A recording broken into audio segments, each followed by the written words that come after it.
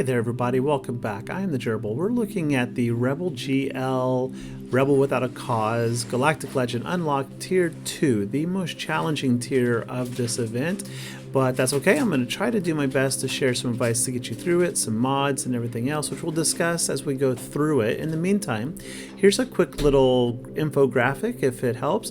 The priority of your modding for Captain Han needs to be in order: high tenacity, followed by health, some potency, and speed last, as he'll gain speed on his basic. You absolutely want a crit avoidance arrow. Rolo is going to want potency, tenacity, and crit chance almost in equal values, but aim for 100% crit chance.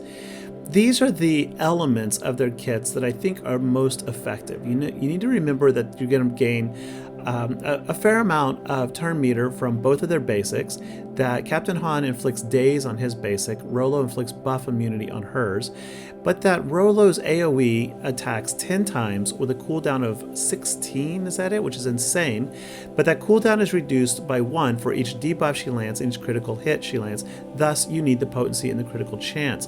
Also, you need that because it will apply ability block. So as we go through this, I'm going to show 3 battles, 2 wins, 1 loss with poor modding.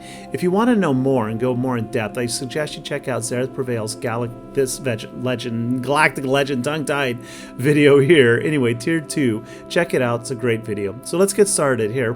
This is the first video we're going to look at where I lose, and I didn't quite have my modding figured out, and I did not use crit avoidance arrows, but nonetheless you can see my stats over on the side. We got some pretty good speed, and we have decent tenacity on Rolo, but Han's is only at 90%. Now, Rolo's leadership is going to give an additional 40% tenacity, which I was kind of relying on that, and I was modding him for a lot more health and survivability because he heals, if he's at full health, he has some benefits, and he heals based on his health amount. Turns out that wasn't really the issue. It was more important to have crit avoidance rather than health, because Vader in tier 2 is going to do a lot more damage than in his attacks than you're going to make up for or compensate with just more health mods. Now, at the end of tier 1, in a situation like this, when you get yourself down to 1 enemy stormtrooper, you may be tempted to just knock him out with Rolo's AoE or C-3PO's assists. Don't do that. You want to just basic to lower your cooldown so that you can enter tier 2 to go straight at Darth Vader with Confuse. You want people to attack out of turn as much as possible by C-3PO assisting so that you land exposed, because exposed is going to do a lot of damage. Now, what's the strategy against Darth Vader? Well, really, you need to get confused on him, and you need to land ability block. If you don't get either of those, you are in trouble, and the likelihood of losing is going to go way up, as we're going to see here. You can also see the amount of damage that Darth Vader is putting out there, hitting Rolo for 50,000, 60,000 damage, whatnot. You need to be able to avoid the debuffs so that Vader's Calling Blade doesn't hit you as hard. You need to avoid getting debuffed, especially getting ability blocked. If you get ability blocked, it's pretty much game over also, which is why the tenacity comes in so useful. Now, who do you kill? There's a good argument that you actually don't want to go straight after Vader, though I did in all of my battles that I won. But the reason for that is Rolo lands her ability block by hitting the same target twice with that AoE. When you have 5 enemies on the board, the odds of hitting Darth Vader specifically twice are not very good. So each stormtrooper you take out reduces the number of potential targets, which increases the odds of hitting him 2 or more times, which increases the odds of landing ability block. That right there, though, folks, triple ability blocks is absolutely what we want. Here we can see an example of C-3PO calling in both Rolo and Han to assist, which landed the Confuse twice and the Expose. Another little interesting tidbit, not super huge, but if you want to be hyper efficient, is to keep in mind that Rolo, her basic gives her 10% extra turn meter if the target was Empire, another 10% if the target's at full health. So you might find yourself in the situation where you need to take another turn quickly, or you're starting to get low at health pool or whatever. So you might want to cautiously watch the state of the board and go after people with her when you're forced to use basic, targeting the enemy with the most health, maximum health, ideally. So once again, we're at a situation and there's only 1 stormtrooper. Do not use the AoE, right? It's like so tempting. You want to do it, but don't do it. Don't do it. Just keep basic. You can see here I'm hesitating. I'm like, do I want to do it? Do I want to do it? Should I do it? No, just go for the pew pew. Okay, so here we go. This one is a win. We have crit avoidance arrows, and we are much better modded for this round. So we open up with a nice little basic, getting the days on there. Rolo gets the AoE on there, and that prevents Darth Vader from going into Merciless Massacre. If he can't go into Merciless Massacre, then he probably won't actually kill anyone. Seriously, if you keep him out of Massacre, you probably will not lose. Now my Rolo, just for point of reference, my Rolo is at Relic 7, and I do have high offense secondary stats on her. I am running a potency on the cross and a crit avoidance on the arrow. The triangle is a crit chance because I'm aiming for 100+% critical chance.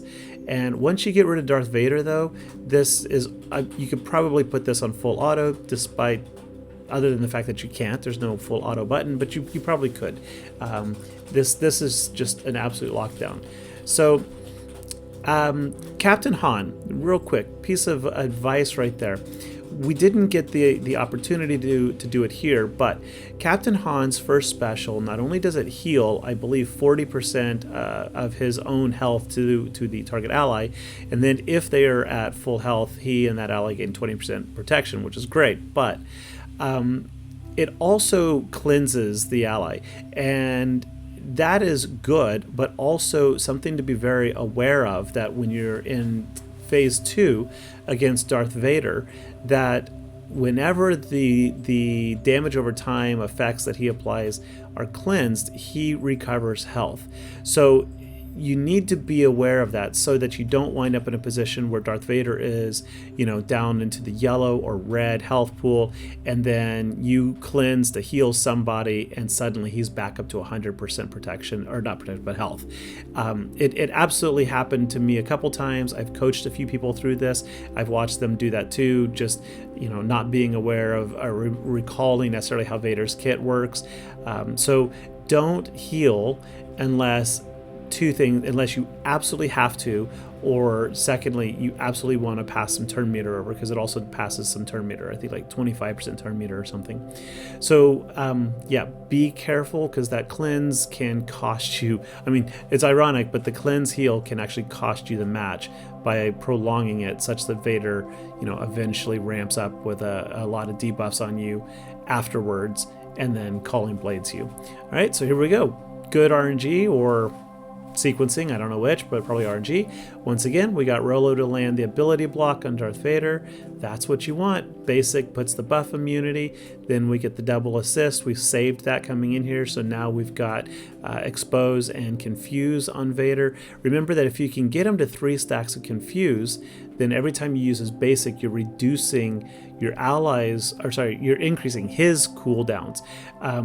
At the same time, if you can get 3 stacks of translate on your team, every time C-3PO uses basic, you're reducing your cooldowns, which comes into play very, very nicely to help you spam those AoEs from Rolo. And really, that is how you win. You just spam the AoEs. So crit chance to reduce the cooldowns, potency to land the debuffs to reduce her cooldowns, and then tenacity to avoid yourself getting speed down, ability blocked, dazed, and so on and so forth, right? And that is the name of the game. It is all about the mods. It really is. This is an event where mods will 100% win or lose the battle for you. So there you go, folks. I hope this was helpful. If it was, you know what to do. Please give me a like, give me a subscribe, smash the button down below. Tell me if you had a strategy that worked in the comments. I'd love to hear alternative views. I always like the road less traveled. I don't know why my characters aren't doing anything. Probably got distracted talking to my 5-year-old. Yeah, see, we're just dancing. Oh, nope, they're moving again. And we're back into business. Okay, folks, I'm going to stop talking and let the video play out, and I will see you all later on the holotables. Bye-bye.